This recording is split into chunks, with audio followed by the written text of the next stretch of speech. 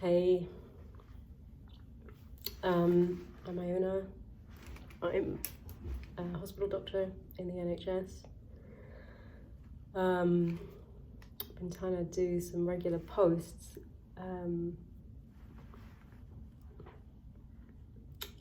Which kind of interweave maybe the meta perspectives and bigger picture perspectives on the COVID crisis, while also kind of working on what is now being termed the front line in an NHS hospital, which is a kind of languaging, a militarized languaging of this pandemic, which I do feel uncomfortable with, actually.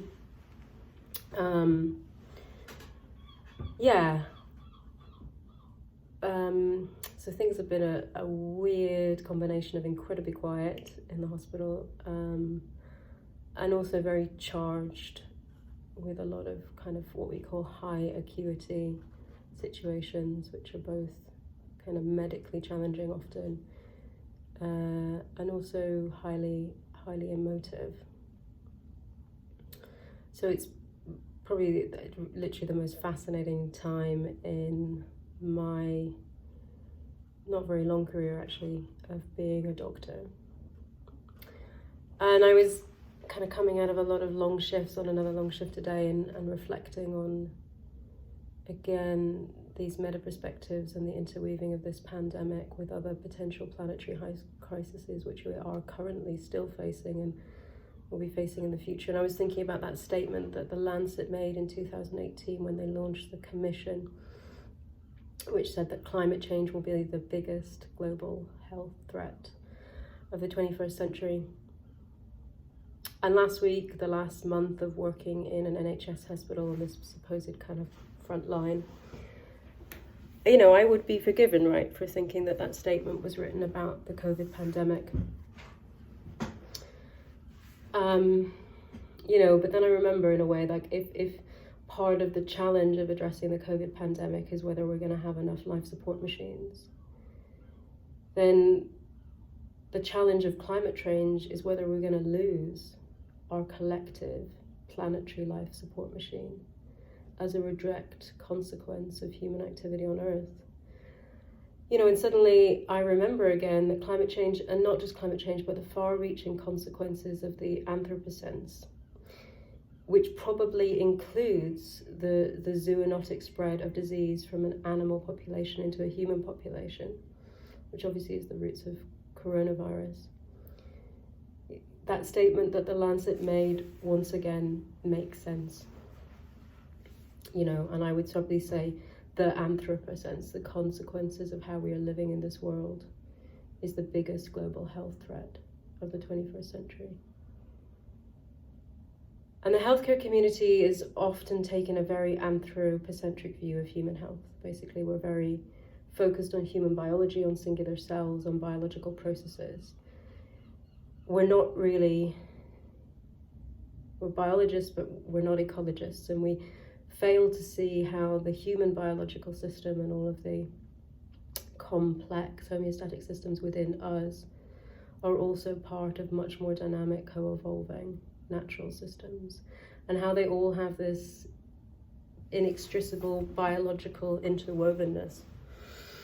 But as a consequence of kind of reductionism and scientific materialism, we've kind of subspecialized, and in that subspecialization we lose a bigger perspective. But what's been interesting in the hospital recently is, over the last couple of months, just talking in the staff rooms, I've heard more and more of my colleagues talking about how nature might be sending us a message with coronavirus, which is a very unusual thing to kind of hear from healthcare professionals. And I think there is coming to be recognized this view that the zoonotic spread, the fact that it came from kind of animal markets and spread into the human population, is perhaps not a direct result of humans disrupting wild ecosystems and our encroachment into habitats and our very inhumane treatment of animals. And I had an ITU colleague of mine who, in my hospital, I've always kind of been the one pestering everybody about things like recycling PVC plastic and curtailing the use of greenhouse gas, anesthetic induction agents, and I probably labelled mostly as the hippie doctor with a punk hairstyle. But he sent me an article by Inger Angerson, who's like the head of the UN, I don't know, environmental agency or something like that, who released a statement that profound systemic shifts to a sustainable economy are going to be needed as we come out of the COVID-19 pandemic.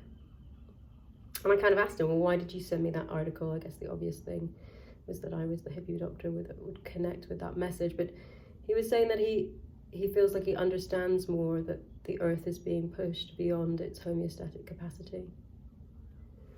And of course, homeostasis is really important as a healthcare professional, as a doctor, because the constant adjustment of biological processes and physical pathways to maintain a particular equilibrium is basically, that is the biological definition of health.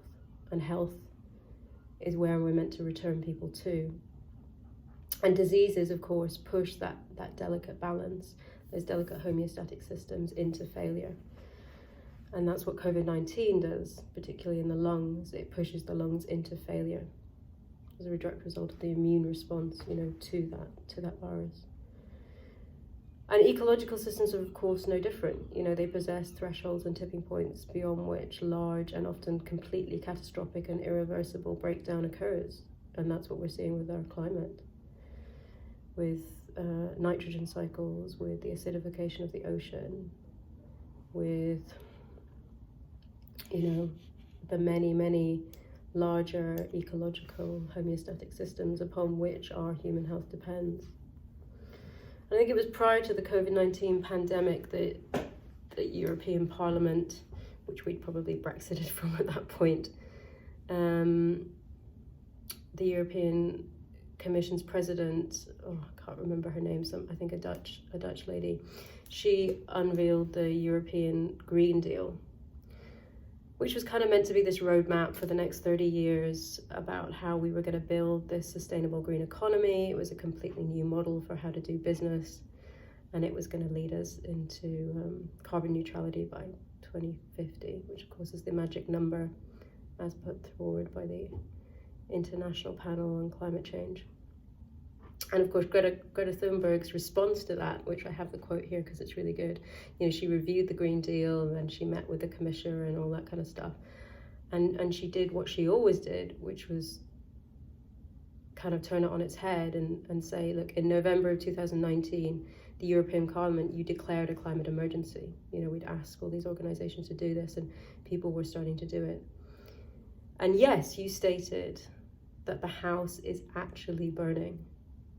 It's not a false alarm. But then what happened is you went back inside, you finished your dinner, you watched your movie, you went to bed, and you didn't call the fire department.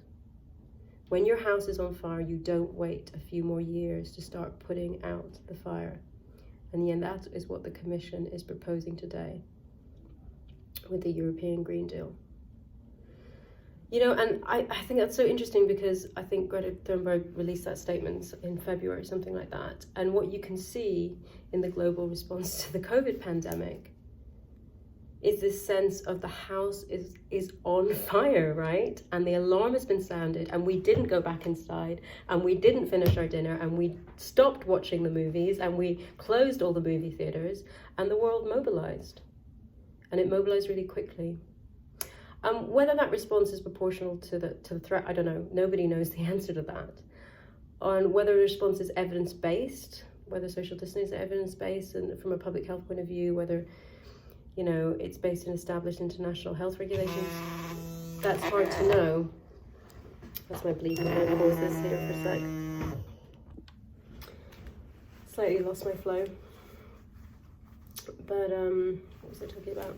Oh yeah, the response. So there's been this response, and society and the economy has ground to a halt, and factories have closed, and fossil fuel use has plummeted, and flights have been grounded, and people are facing their mortality in a way that I've never seen before. And the system has become very, very pliable. The bureaucracy has fallen away. So what the COVID pandemic international response demonstrates is that a coordinated multinational response to a threat to human health is possible. It shows that information sharing across multiple sectors can be rapid and adaptation can take place. And it demonstrates that economic growth can be sacrificed in the name of human health. And I just think we've never actually challenged that. Like, I can't think of an example of that that I know of historically in this way.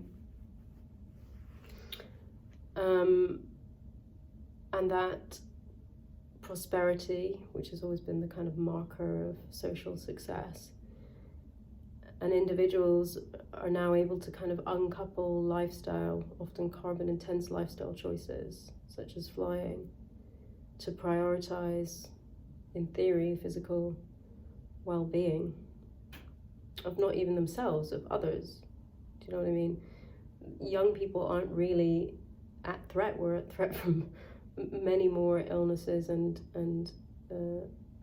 things that threaten our mortality to a much greater extent, particularly children, sacrificing their education now, predominantly for old multi-comorbid people.